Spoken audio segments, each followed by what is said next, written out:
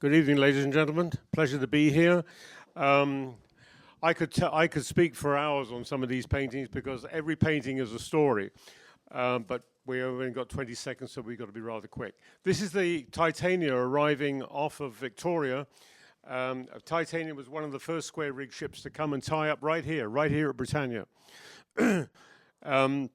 And again, this is actually a painting done over in Ladner, and this is Port Guigon, where a train came down to meet the ferry that used the Victorian, which used to come in from Victoria, and linked up with both the paddle wheelers as well as the train. This, of course, is the Gulf of Georgia site, the way it used to be back in the late 1800s. Down on this wharf, and this building, of course, still exists. The Star Shipyard, Star Cannery, by the way, was the cause of the fire in Steveston that took the town away. This is New Westminster, with one of the tall ships coming in for lumber, and you see the stern wheelers going up and down the river. Natives in their canoes, and also the Beaver, which was going up to Fort Langley, and at that time she was under the White Ensign. This is up at Yale, the beginning of the Caribou Trail, and these are the stern wheelers that used to come up there and land and offload right there on the beach, which is still pretty well there today if you go up there. That, by the way, is Judge Begbie's house. This is the original Sandheads Lighthouse that was about 1.5 miles north of where the entrance to the river is now.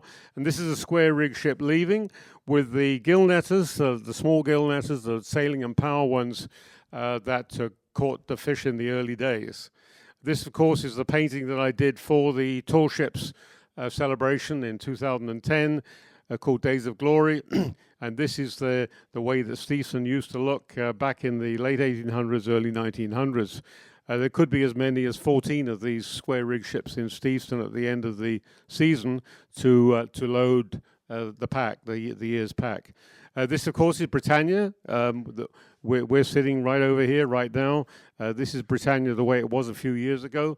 And when it was still moorage was still there. Well, we still got moorage there, but it was more dedicated, and there was also another camp right here.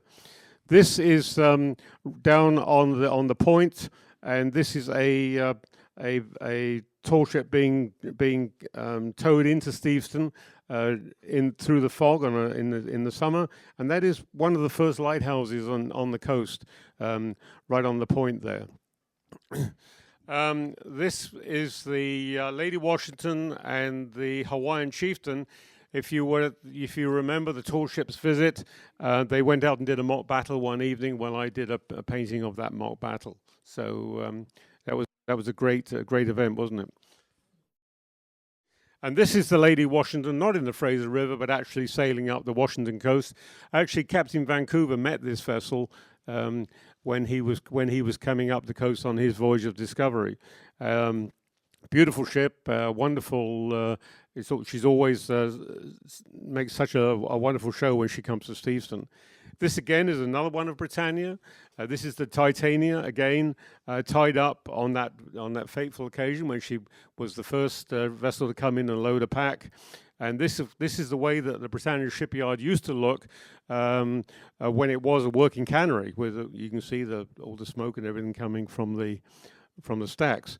This is the Pacific camp, which was actually just here. It was actually knocked down just a few years ago.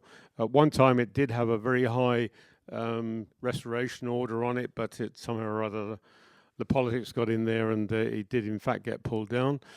This is Paramount, early in the morning. This is about sunrise. Very often I get up at about 4 o'clock in the morning, and we'll go out on the river and try and capture some of these scenes just as the dawn is coming up. It's a magic time on the river, just as the sun comes up. This is the old St Mungo Loft, which is actually where the footings of the Alex Fraser Bridge are now. And of course, there was a big midden there which was excavated for quite a period of time. It was a very interesting and very nice cannery. In fact, it had a huge maple floor up there. I always wanted to turn it into a ballroom. This is the old Esso float that's now gone, and the old pilot boat that we used to have here. Now she's now gone. She's fueling up there with one of the C-span tugs. And the Bartlett, I've put the Bartlett in here because she is one of the Coast Guard vessels that comes in, and she's a buoy tender, and so when any buoys have to be relayed or painted, picked up and repainted or moved around, the Bartlett is one of the ships, one of the primary ships that comes in here. The last three paintings are just ones that I did for the Canadian Lifeboat Institution. This is my vessel here, and this is the new Fraser lifeboat, which is now here. And we're actually having the dedication ceremony for her on the 17th of May. And here we are escorting the Lady Washington into Steveston. This is another Christmas card that I did showing one of the most dramatic rescues that we did for many years, the old Sandheads Lighthouse. And when we towed this vessel in, because she had a fire on her, and the tow line broke and she nearly went under the Sandheads Lighthouse. But we did manage to reconnect and pull her out. This painting here, which was for last year's Christmas card, shows the dangers that do exist during fisheries, and so often the fishermen just don't get their nets out of the way in time, and we nearly have a calamity. Sometimes we do.